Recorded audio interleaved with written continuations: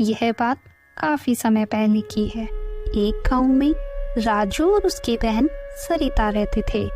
ये दोनों भाई बहन काफी गरीब थे।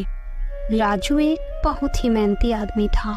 वो लोगों के खेतों में दिन रात काम करके अपनी बहन की शादी के लिए भरपाई जोड़ रहा था, ताकि वह अपनी बहन की शादी बड़े ही धूमधाम से कर सके। एक दिन राजू को घर में आने में काफी रात हो जाती है, तो उसकी बहन सरिता उससे बोलती है, क्या यार भैया, आप भी एक तो दिन रात खेतों में लगे रहते हो, अपनी सेहत का तो थोड़ा भी ध्यान नहीं रखते। कम से कम घर तो टाइम से आ जाया करो। आज भी देखो कितना लेट कर आए हो। अरे मेरी प्यारी बहन, मेरी थकान तो बस तेरे हाथ का खाना खाकर ही दूर हो जाती है। मैं तो बस भगवान से एक ही प्रार्थना चाहता हूँ कि तेरी शादी में एक बड़े घर में करूँ और बड़े ही धूमधाम से करूँ, ताकि तू वहाँ जाकर बहुत खुश रहे। अरे यार भैया, आप कैसी बातें कर रहे हो। मैं यहाँ बहुत खुश हूँ, क्योंकि मेरे भैया दुनिया के सबसे अच्छे भैया हैं। अब जल्दी से आप मुँह धो लो और मैं खाना लगा देती हूँ, क्योंकि रात बहुत हो रही है। वे दोनों भाई बहन खाना खाकर सो जाते हैं। फिर कुछ दिनों बाद राजू के घर लड़के वाले उसकी बहन सरिता को देखने के लिए आते हैं। वो लड़के की माँ बोलती है, देखो राजू, हमें तुम्हारी बहन बहुत पसंद है, लेकिन हमारी एक शर्त है। जी जी, आप बताइए आपकी क्या शर्त है। मुझे आपकी सारी शर्तें मंजूर है।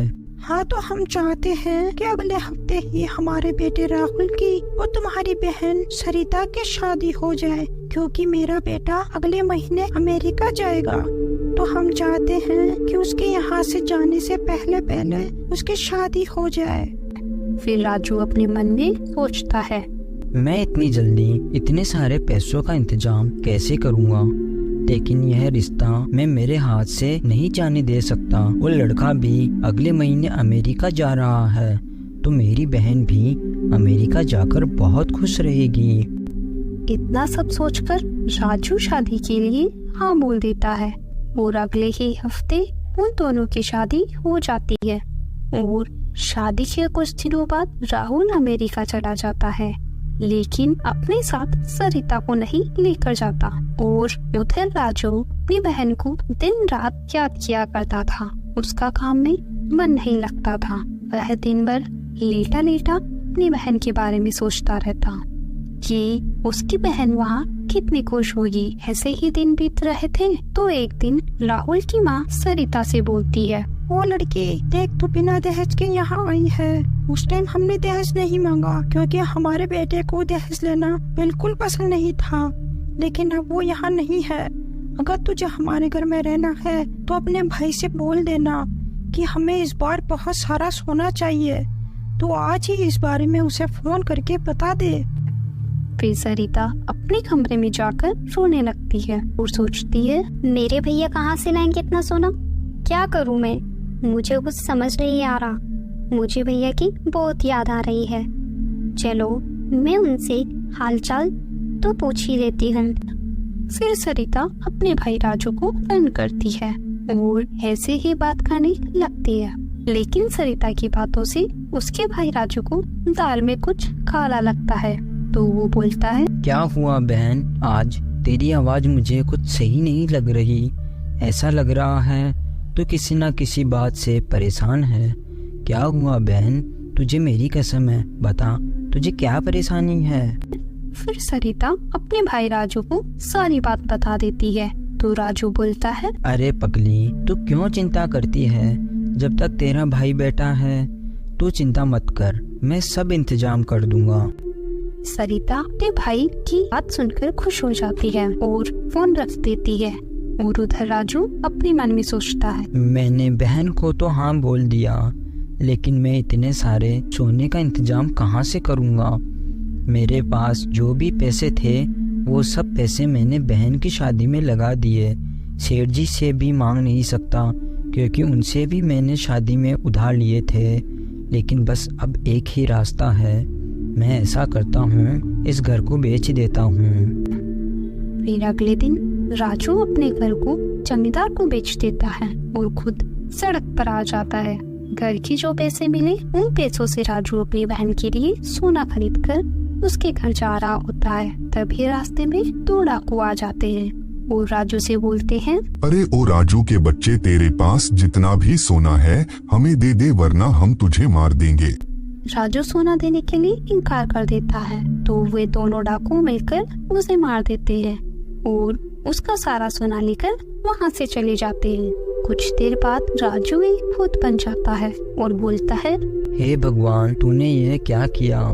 मुझे मारा भी तो ऐसे। और कल रक्षाबंधन है, मेरी बहन घर आएगी तो मैं उसे क्या दूंगा? मेरा तो बस यही मन था कि मैं आखिरी बार मेरी बहन को जी भर के देख लूं और उससे राखी बंधा लूं। फिर अगले दिन रक्षाबंधन थी तो सरिता मिठाई और राखी लेकर राजू के घर आ जाती है। भैया, कहाँ हो आप? देखो, आपकी बहन आपके लिए आपकी मनपसंद मिठाई लाई है, जल्दी बाहर आओ भैया। तभी वहाँ गांव का जमींदार आता है और बोलता है, कौन हो तुम और यहाँ किसे बुला रही हो? यहाँ अब कोई नहीं रहता क्योंकि यह घर मैंने खरीद लिया है, चली जाओ यहाँ से। जमींदार की यह बात सुनकर सरिता हैरान हो जाती है कि उसके भैया ने यह घर बेच दिया। फिर सरिता अपने भाई को पूरे गांव में ढूंढने लगती है, लेकिन उसे उसका भाई कहीं नहीं मिलता। सरिता अपने भाई को ढूंढते ढूंढते रोड पर चल रही थी कि तभी पीछे से तेजी से एक कार आती है और सरिता को टक्कर मार देती है, जिससे सरिता की वही मौत हो जाती है और सरिता भी एक चुड़ैल में बदल जाती है। और उधर भूत बना राजू खुद से बोल रहा था, आज रक्षाबंधन है, जरूर मेरी बहन घर आई होगी, मैं उसे वहाँ नहीं मिलूंगा तो वो बहुत परेशान हो जाएगी। ना बोलकर राजू अपने घर के बाहर चला जाता है और सरिता का इंतजार करने लगता है। सुबह से शाम हो जाती है लेकिन सरिता उसे दिखाई नहीं देती और दूसरी तरफ सरिता भी चुड़ैल बनने के बाद अपने भाई को ढूंढ रही थी, लेकिन दोनों भाई बहन को यह नहीं पता था कि वह दोनों भूत और चुड़ैल बन चुके हैं। दिन भर सरिता का इंतजार करने के बाद सरिता का भाई उसके घर के बाहर जाकर उसका इंतजार करने लगता है। तभी वहाँ वह चुड़ैल भी आ जाती है और बोलती है, अरे ओ भूत, तू मेरे घर के बाहर यहाँ क्या कर रहा है? चल जा यहाँ से, वरना मैं तुझे मार दूंगी। फिर भूत बोलता है, मुझे मत मारो चुड़ैल, मैं यहाँ से चला जाऊँगा, बस मुझे एक बार मेरी बहन को देख लेने दो और उससे राखी बंधा लेने दो, मैं फिर यहाँ से हमेशा हमेशा के लिए दूर चला जाऊँगा। यहाँ पर तेरी बहन कौन है? क्या नाम है तेरी बहन का? और फिर भूत बोलता है, मेरी बहन का नाम सरिता है। और भूत सारी बात उस चुड़ैल को बता देता है कि वो भूत कैसे बना। तो चुड़ैल बोलती है, भैया, मैं ही आपकी बहन सरिता हूँ। और सरिता भी अपने भाई को सारी बात बता देती है कि वह चुड़ैल कैसे बनी। फिर सरिता बनी चुड़ैल अपने भाई राजू को राखी बांध देती है। फिर दोनों की आत्मा को शांति मिल जाती है। Thanks for